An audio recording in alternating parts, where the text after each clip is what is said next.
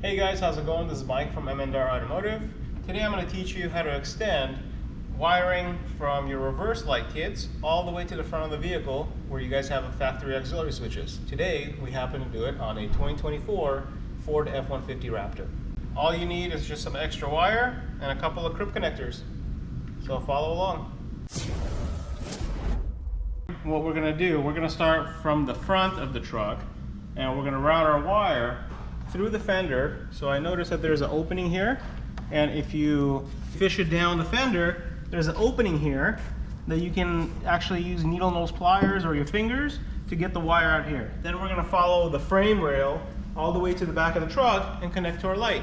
It's probably a good idea to have somebody help you fish this down as you're trying to pull it out from underneath the splash guard. Okay, I'm putting it through the hole.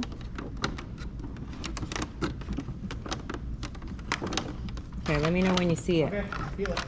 Alright, so now you can see that it fished down in the corner and you can just pull on it to extend it as much as you need. Alright, so now we're going to pull this wire.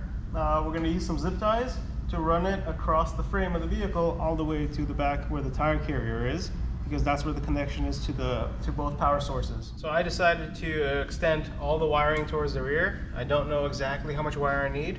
So I'm going to connect it to the lights, and then I'm going to start zip tying it across the rail because we can wind up in the front if we have access wire. So we're going to use a double-stranded wire, and what we're going to do, we're going to use red to red to extend the white function of the light. I'm going to connect the red wire to the red wire, and then for the white wire, which is the DRL, which is the red backlighting, I'm actually going to switch over to black. This is the only type of wire that I have. If you want to color code them the same, you can get a wire that's red and white, but we already have this at our shop, so we're just going to go with it. So just remembering, red is red, and now white turns into black. Make sure to keep some slack here because we're going to need it to find a bolt behind the bumper to get an eyelid on here. Alright, so now I'm going to create a quick grounding strap. I'm going to use black wire. It doesn't matter what wire color you choose from, just that we're going to be using it for the ground. I'm going to put an eyelid on one end and I'm going to crimp it. And that's the side that's going to get attached to the chassis of the vehicle. And I'm going to connect the grounding strap to the black cable of the lights, which is the ground.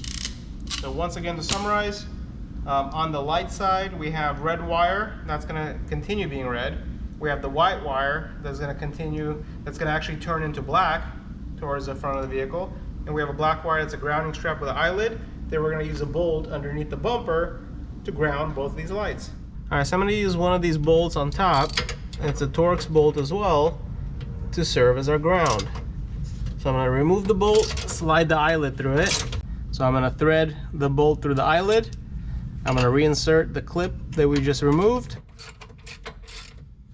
Alright, now that we got the ground and the two power wires crimped to the lights, let me show you how I ran the wires all the way to the auxiliary switch hookups. So I routed the actual lights through these openings, so that way they're guarded with all this metal, and they meet here together. This is the only wire that's actually a double-stranded wire that I'm extending towards the auxiliary switch hookups, which is in the engine bay next to the battery. So I want to show you how I routed it, and I use zip ties. I went up this frame. Make sure to avoid this exhaust because it gets hot. So I actually zip tied it around the whole exhaust and over the spring and axle setup. So I went over the axle, over the body mount, across the frame with zip ties, across another body mount, and it goes all the way to the front to the fender. So as we extended that wire up the fender, now we know that we can cut it here because it's plenty of wire to connect to auxiliaries.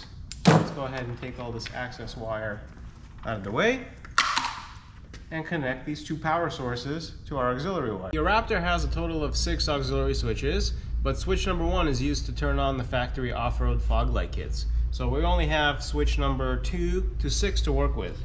There is 2 bundles of wires here on the side, and they're all color coded.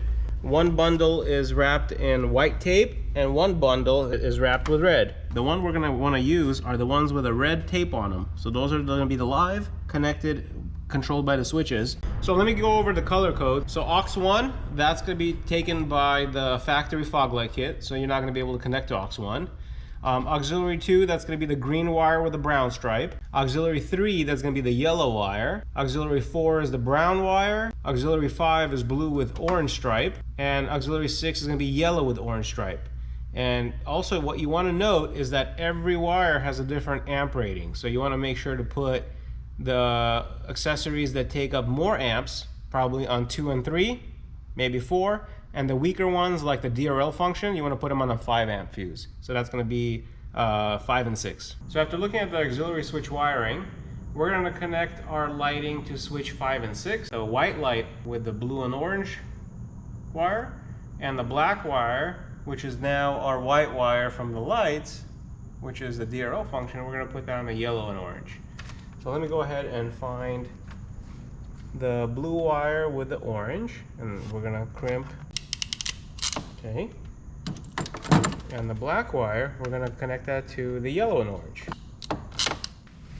So this is the DRL option.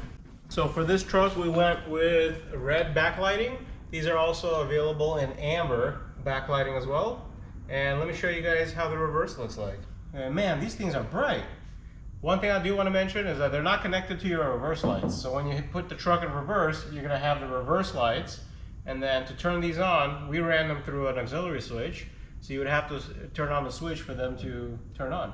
So this is in addition to your reverse lighting, and you can turn them on whenever you choose to using your auxiliary switches. So we use 2 different switches, one for the powerful white light, one for the red DRL. But just like I mentioned, these also come in amber. Thank you guys for watching. I know you guys are gonna love this product. Look how much light it actually puts out.